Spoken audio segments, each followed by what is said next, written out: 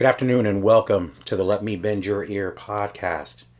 My name is Frank. I'm the host of the show, and I have to start out by saying that I'm very happy to be back. If you listened to my most recent episode from a couple days ago, Juror number 2, that was audio only. So thank you for checking that out. That was kind of one I did on the fly quickly. As if you are a regular listener to this podcast, you know I've been kind of out of pocket for a while. So again, sorry about that. It's been kind of crazy. Then I've been kind of sick for the last few weeks, and it kind of kicked my butt. So I am back. I'm happy to be back. This is a podcast where I discuss and review movies, new and old. And before I get into the review and what movie I'm going to do, a couple of housekeeping items that I'd like to actually discuss, and actually some good news. The show, video-wise, as it is right now, is available on Facebook and on YouTube. So you can watch the video version of this podcast there. I'm happy to announce that I am back to streaming on X. So the videos will be on my X feed as well for the podcast. So the X feed is at Bend Your Ear Pod. And also I'm going to be streaming to Rumble, which I'm very excited about. I do have another podcast that I haven't really worked on. It's a First Amendment podcast on Rumble. It's called Amendment 1 Pod. You can follow that on Rumble, as well as Let Me Bend Your Ear podcast, this movie podcast that I do here. So if you want to follow on Rumble, I appreciate it as well. The search you would look is Let Me Bend Your Ear podcast. So it is up now there on Rumble. So please follow me there as well as YouTube. I want to grow the show, so I'm happy to be back on additional video outlets as well as the audio feed of this podcast, which of course is available wherever you get podcasts. The other thing I wanted to discuss is going forward regarding my plans for the show, which have not changed really. I really want to, hopefully in 2025, the time of New Year's resolutions, I really want to make a concerted effort to try to grow the listener base and viewership of the show. And again, like I said, I enjoy doing this. And what I would ask, and I'm going to be more forthcoming about asking for that, is if possible to financially support the show. So obviously the show is not my my day job. It's not something that I make a living off of. I would like to grow it someday to the point where I could do that, but that's either something that's going to be way down the road or never happen. But what I do want to do, and I'm going to be aggressive in trying to do that, is at least get enough financial support to break even on the show. So I know I'm not Joe Rogan, I'm not anybody else, and there's not massive production costs, and I've said this on previous shows, but there is a cost associated with streaming the show, with hosting the website that hosts all the episodes. So what I would like to do, at least getting started in the next 6 months or so, is get that support, so at least I'm breaking even on that cost. It's not astronomical, but it's not zero either. So it's something that if I could at least have the show pay for itself in that respect, and if I can get that at least consistently going, that would be very appreciative. I'd be very appreciative of any support you could give. If you're unable to financially support the show, as I've said previously, the other ways you can help to attract listeners, attract viewers, is if you see my posts on social media, specifically X, share those, retweet those, follow the channel on Rumble, follow the channel on YouTube, and help get those numbers up. So subscriber numbers help in the algorithms. I don't know how they work behind the scenes. So what I've been told, or what I think it occurs, is the more followers you get, the more people interact with your channel, watching your videos on YouTube or X, etc.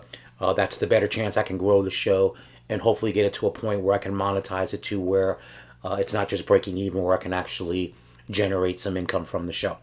So just being blunt, I'm going to do the show regardless. It's not something where I'm going to stop doing it. I love doing the podcast, and I'll continue to put the monies in that I need to do it, unless it becomes untenable, which it's not that at all. And I'm not near that. But again, it would be nice to kind of at least do a break-even point. So like I said, just being upfront about that. So any support, if you do like the show and can support it, please. If not, then please share my social media posts, because I definitely want to grow this show.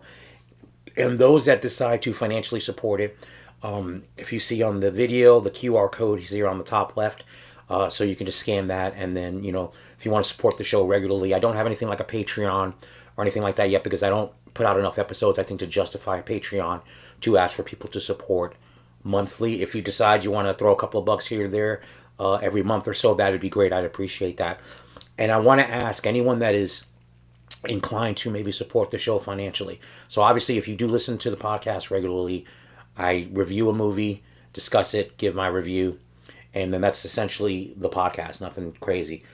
What would you like to see me do that I'm not doing now? Not to say that I can or can't, but would definitely consider it for you to financially support the show. So if there's something you want me to do you want me to solicit movies from people that support the show financially to give custom reviews?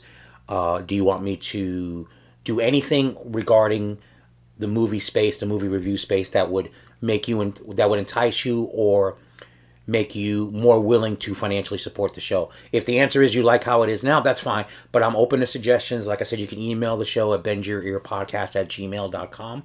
So like I said, I am open to suggestions on that, because like I said, in 2025, I'm going to try to aggressively, of course, get out more content and hopefully grow the viewership and the listenership of this podcast to make it attractive to, one, financially support it, and then hopefully down the road grow it to a point where I can monetize it to make it not just break even, but even make a little bit off of it. Like I said, this is not my day job.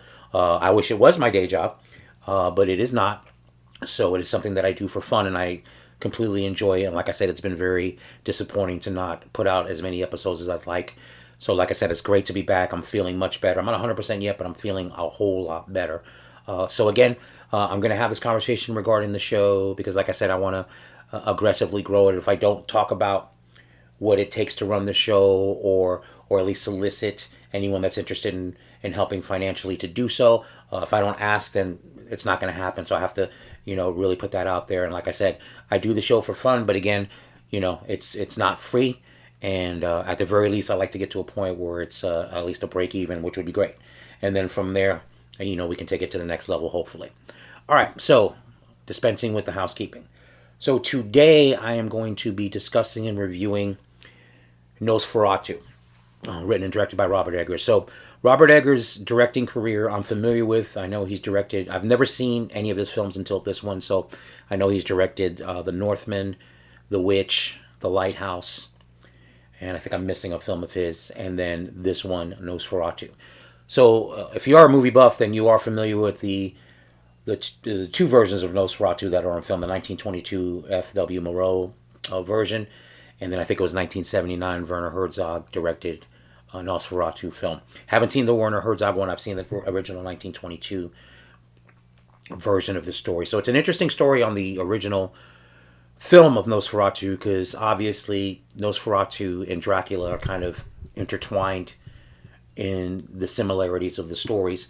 But of course, with Nosferatu, the filmmakers in that original film wanted to make a Dracula film without having to reference Bram Stoker's obviously original novel. So they, came up with the story with Count Orlok and characters that were present in Dracula, but of course with different names and such. So obviously Bram Stoker's widow was not thrilled with that. She went on a campaign to get this film destroyed, get the story, for obvious reasons. She thought it was a complete ripoff of her husband's work. So the film, actually, the 1922 film, almost went the way of being gone, but fortunately that ended up not happening and the film was preserved. And of course, obviously, you can see it today. So with that being said, I know Robert Eggers was a big fan of Dracula, Nosferatu, and this was actually, I think, going to be his second film, but obviously, it ended up, as movies do, you have an idea to create one, things happen. There's always a, multi-year saga to get a film into theaters, so obviously this is no exception. So if you know the story of Nosferatu, the movie will be familiar to you, but if you do not, regarding the plot of the film, the movie opens in Germany in 1838.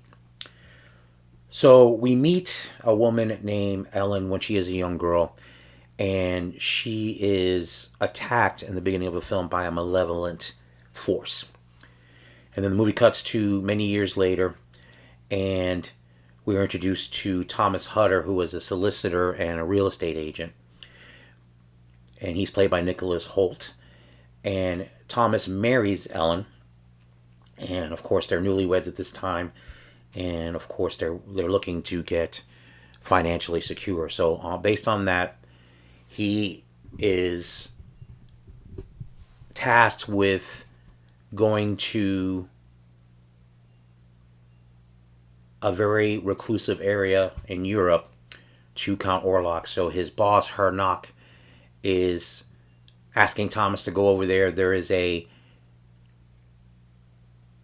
Count Orlok that is in a castle, basically as a recluse by himself. And Count Orlok wants to buy a very old castle in Wisburg where Thomas lives. But the requirement of Orlok is to have Thomas come to him to sign the paperwork to obtain this estate in their home. So he agrees to do that, obviously. And this time, the only method of travel is basically horse. So it's a 6-week journey to get there. So he tells Ellen what's going to happen. Ellen has visions and has a dream, actually, that he's going to be sent away. So she knows this is going to happen before it actually does. And she does not want him to go. She basically pleads with him that it would be dangerous for him to go. She does not want to be left alone. But obviously, Thomas, looking out for their financial security, because this is a job that will pay handsomely and that will set them up for the future. So, of course, he decides to go, and he asks his friend, Thomas asks his friend and his wife to take care of Ellen while he goes. So that's the setup of Nosferatu. So you have Thomas's journey to Count Orlok's castle, and then you have Ellen back at home with Frederick Harding and his wife Anna. So the first part of the film is very good at setting the mood. The cinematography is great. The kind of foreboding aspect of it is set up very well. And the middle part of the film is basically Thomas's journey to Orlok. Once he gets there, then he finds out some more of the intentions of Orlok and what Orlok really wants. And then, of course, this is not much of a spoiler, Orlok does have a connection to Ellen. That is obviously, fleshed out as the film progresses, and Orlok comes to their home in Wisburg, Germany, to live. And you find out, obviously, what his ultimate goal is and why this is all happening. So, later in the film, as Ellen's nightmares and her ability to kind of stay stable becomes worse and worse as she gets more of the visions. She gets these nightmares that are more vivid and related to Orlok. Frederick looks to find some help. There's a doctor in town that's helping people, but he recommends his former teacher that's kind of been ostracized and kicked out of university, and that's played by the great Willem Dafoe. So he's Professor Albin Eberhard von Franz. So he's a philosopher from Switzerland that has dealt with kind of people like this that has issues with nightmares and visions and things like that. But the issue for him is that he kind of ended up into the realm of the occult and kind of, spiritual things as opposed to scientific explanations for people's maladies. So he comes into the scene and tries to help her and tries to connect what's going on with Ellen and Orlok as well. So again, that's basically all the conflict that happens in the film. There's really not much to add to that. I'll start with the cast. So you have Bill Skarsgård as Count Orlok. So of course, Bill Skarsgård is is becoming known for going deep into these characters that are under heavy makeup. He does the same here. I mean, he's unrecognizable as Orlok here, and of course, if you know his work, you know him from playing Pennywise in both, It Chapter 1 and Chapter 2. Nicholas Hoult is Thomas Hutter. He, of course, is becoming quite popular. He's been around for a while, but I mean, in the last year, I mean, he's in this film, Juror Number 2, which I reviewed for the last episode of this podcast. And he's going to be Lex Luthor in the upcoming Superman that's being released later this year. And he's very good here as well, very good actor. Lily Rose Depp is his wife Ellen, so she's the one that's going through kind of this torture, these visions, these nightmares, and her connection to Nosferatu. So she's good as well. I've actually never seen her before. I mean, I know of her, but I've never seen her in a film or a TV show. I haven't. This is the first time. And she's good. She goes full into the character, and I think does a very good job as well. You have Aaron Taylor Johnson as Frederick Harding. This is Thomas's friend who takes Ellen in, and then is trying to take care of her, and actually has to deal. His character, actually, I became very sympathetic with as the film went along. He had to deal with to say he had to deal with a lot is an understatement. So, he's trying to take care of his friend's wife. He doesn't know where his friend is because he doesn't come back in time from his journey to Count Orlok.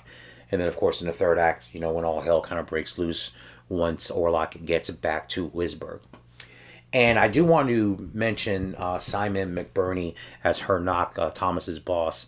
So he, of course, he sends Thomas on this journey, but we find out that, of course, he's a servant to Count Orlok, so he's the kind of the Renfield character in this story, as opposed to, Renfield and Dracula. This is the character kind of, visualized in this particular film. He's actually very, very good. I have not seen, I thought I had seen him in other work before, but I haven't, but he was fantastic. So, like I said, the cast was good. So, what I liked about the movie, again, I know Eggers, based on reviews that I've read of his other works and clips that I've seen of his other films, he's got a very distinct visual style. And like I said, with the Witch, and I know The Lighthouse was shot in black and white as well. This film is in color. I did hear that there's probably going to be a black and white version of this and an extended cut. So I could see how it would probably photograph. I mean, I'm sure he photographed that with that in mind. So I'm sure it will look fantastic in black and white as well. But it's shot beautifully. There are some pretty good jump scares in there. And like I said, the first part of the movie does a good job of setting up the story and kind of keeping that foreboding, malevolent feeling throughout the movie. So the setup was really good. So that's what I liked. So what I didn't like, though, was the middle part of the film. To me, was just not, the momentum was not enough for me. I found when I was sitting there watching it, it would just seem like it was all atmosphere and not enough action. And I don't mean action as in horror, just enough narrative action for me. I was looking for something, and I can't even put my finger on it. It just seemed like that second part of the second act of the film, the middle of the film, was just not sustaining the momentum for me that the beginning did. And then you get into the third act, and obviously when Orlok arrives at Wisburg, and obviously his true intentions are revealed, that's where the climax of the film picks up, and then ultimately how the film ends. Obviously I'm not going to tell you how it ends, but it's that part of it picks up momentum just because of the nature of what it is, and that was fine. But again, I found myself kind of, I don't know, it was not what I expected. Now, again, Willem Dafoe in the third act of the movie, he anchors kind of the middle to the end of the movie. He's great. And casting him is always money in the bank, and he does a great job. Not that he's the only one, but he definitely, every time he's on the screen, it's helpful to this movie. And the Count Orlok character, like I said, he appears. Like I said, the makeup is great. The way he looks is great. Obviously, the Max Schreck performance in the 1922 Nosferatu is very distinctive just from the look of how he looks like. So obviously here, you want to go for something different. You have the long fingers, which I think is similar to the original version, but here he looks different, which is totally fine. And like I said, it just there was just something for me missing. And if you ask me what that is, it's honestly I can't answer that question. It's just one of those things where I was expecting a lot more. I don't know if I was expecting a lot more horror. I don't know. I don't know what I was expecting, but I definitely felt a lull of narrative momentum from the middle of the film to the end, which is disappointing. Like I said, the film is shot beautifully. It looks, the world that's created is fantastic. So I can see that Robert Eggers' world building in a film is fantastic. Like I said, the scenes I've seen of the Northman, which I have not seen, which I may go back, I probably will go back and watch it, is fantastic in that time period. And I see why critics like it. Some of the critical notices I know have been overwhelmingly positive, and some of the hyperbole best horror film of the year. I can't even comment if it's that because I haven't really seen that many horror films. The only major horror film I've watched this year is Longlegs, which you can go back and check on the feed for my review of that movie, which came out I think in September is when I saw it. So if you go back a couple episodes, Longlegs is there. So these are really the only two horror movies I've seen this year. If I was comparing the two, I definitely prefer Longlegs to this movie. Like I said, I was ultimately disappointed at. I was expecting more. I don't know. Like I said, more. It's basically a movie for me. It was all atmosphere, not enough narrative drive. That's just my thought on the film. So I know my thoughts on the movie is going to be probably in the minority because, like I said, the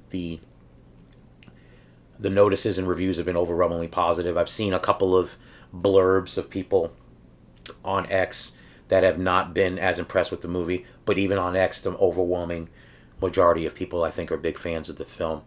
Unfortunately, I can't say that I'm one of them. It just, like I said, it beautifully shot. The actors do a great job. It just didn't sustain that first 45 minutes that I really liked a lot.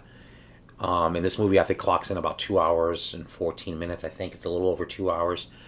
And like I said, it felt it when it got into the middle part. It felt long, which is always a bad sign for me. It didn't sustain that momentum as I stated earlier. And I don't know what I would have preferred. Like I said, I wish sometimes I could put my finger on it. What it is with this particular movie, I don't know. Was I expecting more interactions with Count Orlok that were either scary or malevolent or more of a presence in the movie? Excuse me, I'm sorry, fighting off that cold. But was I expecting that? Was I expecting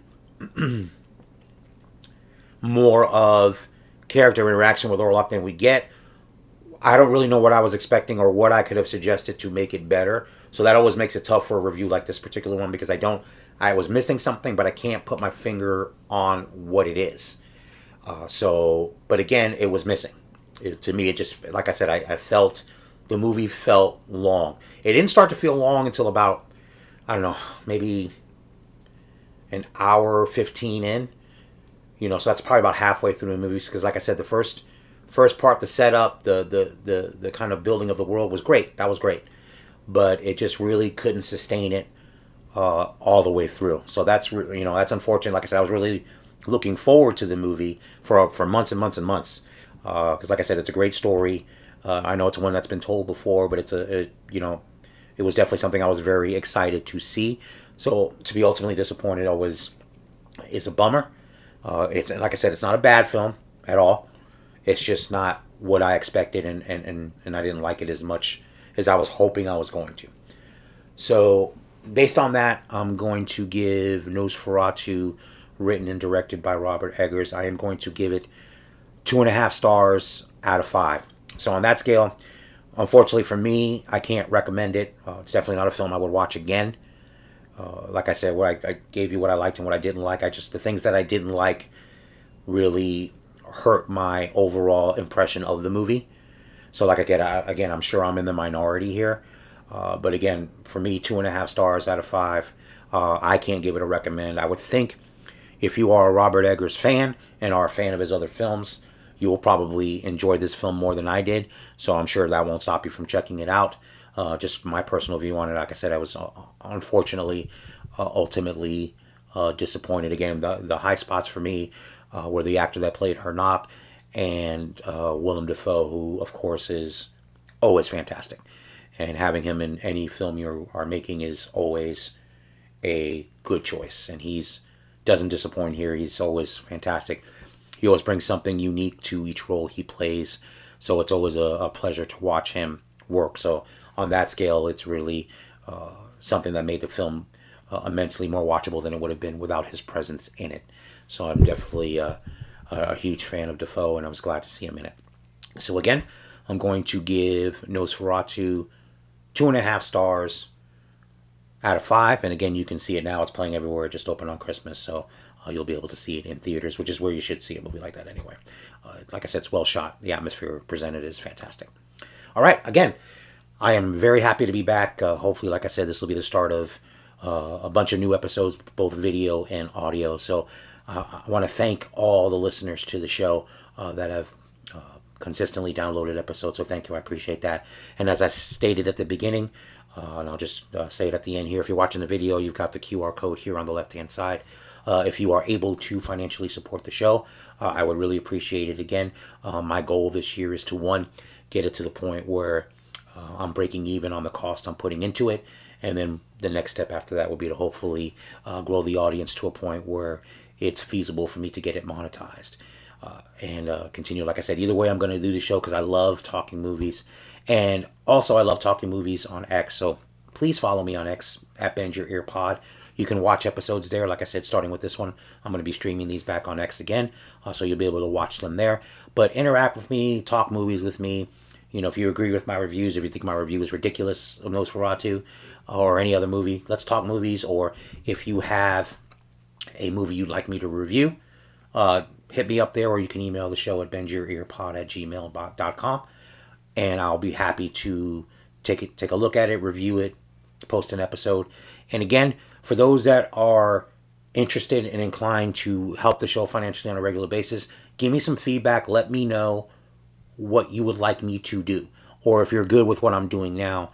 Because like I said, if you're going to support the show financially, I do want to, I'm limited on what I can do. But obviously, if you're financially supporting the show, I want to try to cater to some things that you may enjoy. Things that I'm not doing now that are feasible for me to do. If you're going to definitely financially support the show, I want to make the show worth that investment. So again, like I said, I'll be asking, on every episode about that. I'll be having that open conversation about the show because I do want to grow the show. And I don't think I say that every episode, so I need to be more aggressive in doing that because I do want to raise the profile of the show and have more people engage, have more people watch, have more people listen. So please, if you have suggestions or feedback, I am soliciting that. So please let me know. And I hope you are enjoying the show. And lastly, before I sign off, again, if you can't financially support the show, the best thing you can do is subscribe and follow the Rumble channel now. Subscribe and follow the YouTube channel. Like the Facebook page. And interact on social media and share the posts that I make of each episode. So if you can't support it, that's a huge help to me. So recommend it to friends, and recommend it. And the other thing I want to say is I don't do interviews, and I've said this before because of just the nature of my lack of time to be able to schedule them, but I'm going to try to do that as well because I do understand having people on to talk movies is a better experience in a podcast for people to watch. So I do understand that. I do take that feedback to heart, and I will try to make an effort to get friends of mine that love movies and talk movies with other people. I like doing that. So I will make that promise at least this year to make that effort to get that done more frequently. It won't be an every week thing, but I'll try to at least be more frequent about that. So again, thank you for listening. I appreciate everybody that listens, everybody that watches. And like I said, hopefully this will be a beginning of a flurry of episodes with other movies to review. And again, thank you for listening. Thank you for watching. Everybody take care.